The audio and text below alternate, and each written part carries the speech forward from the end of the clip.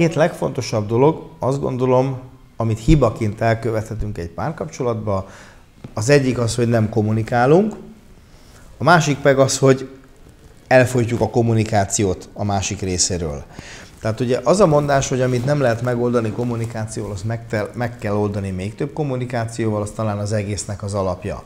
Tehát, hogyha valami olyan dolgot látunk, ami nekünk nem tetszik, azt igenis ki kell kommunikálni.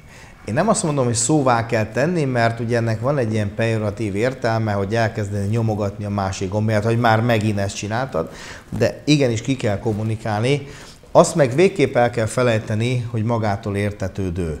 Mert ugye ami nekünk magától értetődő, az nem biztos, hogy a másiknak is magától értetődő. Tehát nagyon fontos, hogy ezekről a különbözőségekről beszélni kell, hogy ezt egy szintre tudjuk hozni, hogy mind a ketten egy irányba nézzünk, és mind a kettőnknek az legyen a magától értetődő, ami nekünk kettőnknek a magától értetődő. Aztán lehet, hogy az egész világnak ez nem az, de legalább kettőnknek az, és mi egy irányba tudunk kommunikálni. Ugye a másik a megbocsátás, ez az egyik legnehezebb dolog. Most attól nyilván senki nem lesz nyugodt, hogy azt súlykolnám a fejekbe, hogy ne idegeskedjünk, meg nyugodjunk meg. Ugye ettől még paprikásabb lenne az ember. Tehát valószínű, hogy az se egy működő dolog, hogy azt mondanám, hogy most bocsássunk meg mindig a másiknak. Tehát ettől nem tudunk megbocsátani. Ez egy képesség, amin lehet dolgozni, és nyilvánvalóan cél is. De, hogyha már megtörtént a megbocsátás, és azt tudtam mondani a másik szemébe, hogy megbocsátottam, lépjünk túl rajta, akkor életbe lép egy nagyon fontos játékszabály, amire azt szoktam mondani, hogy a múlt elrontott és kijavított osztályzatait felhánytorgatni szigorúan tilos. Tehát ez az egyik pont, amivel agyon tudják vágni pillanat alatt a párkapcsolatot, hogy elkezdik fölhozni azokat a korábban elkövetett és helyrehozott sérelmeket, mert egyszerűen ezzel szinten tartják, és bent tartják a jelen pillanatban a problémát. Tehát ez egy kicsit olyan lenne, mintha a gyerek kap egy rossz osztályzatot, mert legyünk őszinték, mi is kaptunk már nagyon sok rossz osztályzatot. Én már biztos. És akkor az ember kap egy 2-est, évvégére ezt kijavítja 4-esre vagy 5-ösre, és a bizonyítvány átadásnál azt hallaná a szülőtől, hogy hát kisfiam, ez nagyon klassz, hogy te ezt kijavítottad 4-esre vagy 5-ösre.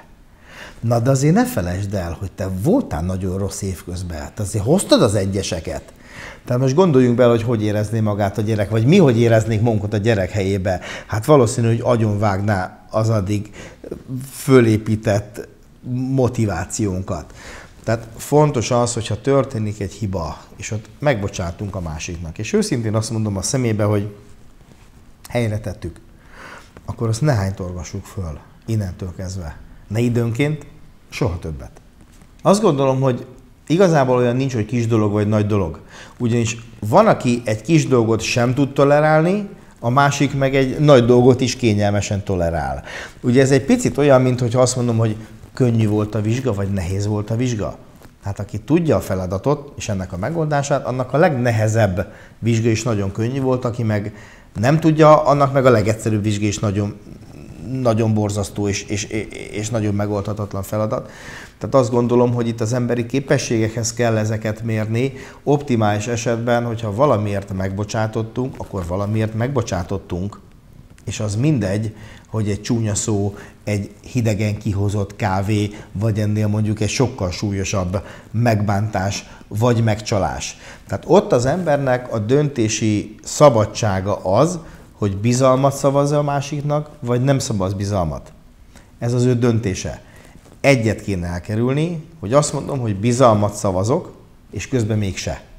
Tehát, hogy az egyet egynek mondjuk és gondoljuk, és azt kell kommunikálni, mert ha valaki ezért nem tud megbocsátani, akkor az akkor se fog tudni megbocsátani, hogyha keresztre feszítik, meg akkor se, hogyha egy autót kap ajándékba, meg akkor se, hogyha leíratják vele 10-szer, mint az iskolába, hogy most már pedig ezzel meg fog bocsátani, vagy az ellenkező esetben könyörgök neki.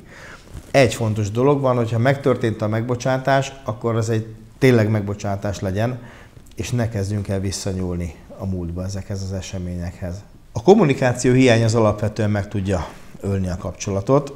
Ugye, ha megnézzük azt, hogy a bizalomnak mi az alapja, a bizalomnak egy jó minőségű kommunikáció kell, hogy legyen az alapja. Ugye ez egy elég széles skálán helyezhető el, ugyanis a kommunikáció lehet bőséges és nagyon jó minőségű, meg lehet nagyon kevés és nagyon rossz minőségű az a kommunikáció.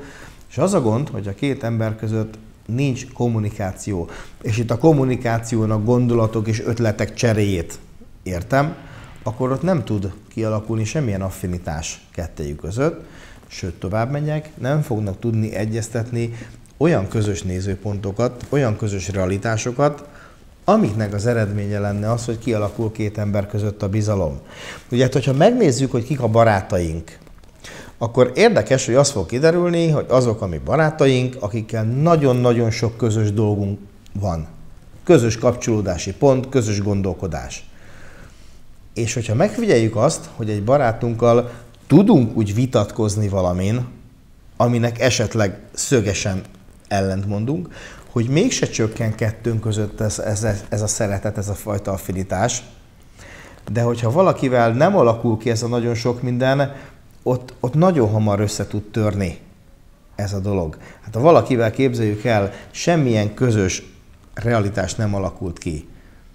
És van egy-két-három dolog, aminek szöges ellentétén vagyunk egymással. Esélyünk nincs rá, hogy kialakuljon a bizalom.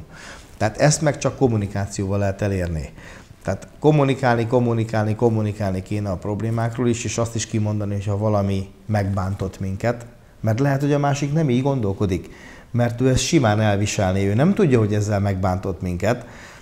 Na most ezt nagyon fontos, hogy minősítés nélkül tegyük. Általában azt gondolom, hogy jó az, hogyha föl tudjuk írni magunknak így emlékeztető valóban egy pár száz évre, hogy soha ne érvelj és soha ne minősíts.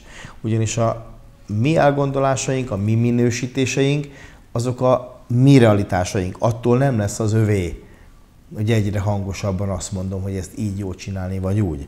Viszont fontos lenne megtudni az övét. Ehhez viszont kommunikálni kell. Párkapcsolat az, hogy pici, vagy nagyon nagy dolgon megy tönkre, az azt kell, hogy mondjam, hogy teljes mértékben indiferens. Ugye ugyanúgy, mint amikor egy foci meccsen azt mondja az egyik csapat, hogy hihetetlen jól játszottunk. Életünkben a legjobbak voltunk. Minden átadás bejött.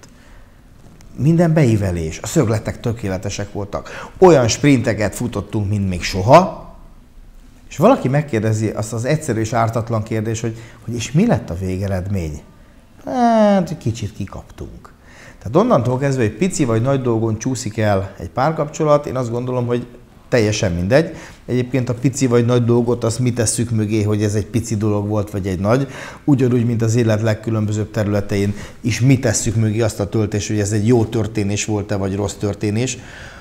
Egy biztos, hogy a párkapcsolatban a felmérések azt mutatják, hogy egy megélt kritikus időszakot, hogyha túl tudnak élni, akkor abból mindig megerősödve jönnek ki az emberek. Ha meg nem tudták túlélni, akkor én azt szoktam mondani, hogy azért meg nem kell bánkodni, mert akkor az ennyit tudott lovon, trapézon, akkor az nem az enyém volt az a kapcsolat. Annak nem volt ott hosszabb távon energiája.